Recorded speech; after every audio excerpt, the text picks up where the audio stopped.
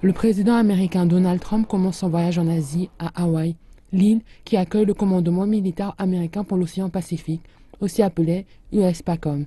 Ce commandement organise régulièrement un exercice militaire, le Rim of the Pacific Exercise ou RIMPAC, auquel participent des pays du monde entier.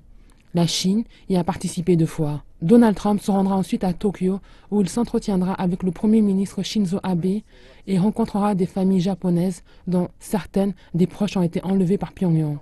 Le 7 novembre, le président ira à Séoul. Il ne visitera pas la zone démilitarisée mais prononcera un discours à l'Assemblée nationale de la République de Corée. La Maison-Blanche dit que Donald Trump demandera à la communauté internationale de renforcer la pression sur les autorités à Pyongyang afin qu'elles cessent de développer des armes nucléaires. La Chine en fait davantage, c'est évident. Mais ce n'est apparemment pas suffisant, pas tant que nous n'aurons pas réussi à dénucléariser. Le 8 novembre sera à Beijing pour y effectuer une visite d'État en compagnie du président chinois Xi Jinping. Un responsable de la Maison-Blanche dit que Donald Trump se concentrera sur les questions de la RPDC et sur le rééquilibrage des relations économiques avec Beijing. Il y aura des événements publics officiels et des moments privés pour que les dirigeants se connaissent mieux. Il y aura des arrangements particuliers pour le président et sa famille.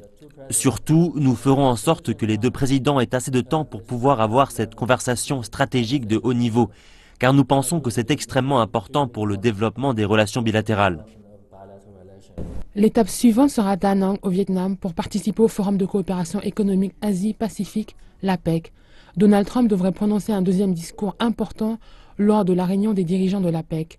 Il présentera sa vision de ce que la Maison-Blanche appelle une région interpacifique libre et ouverte.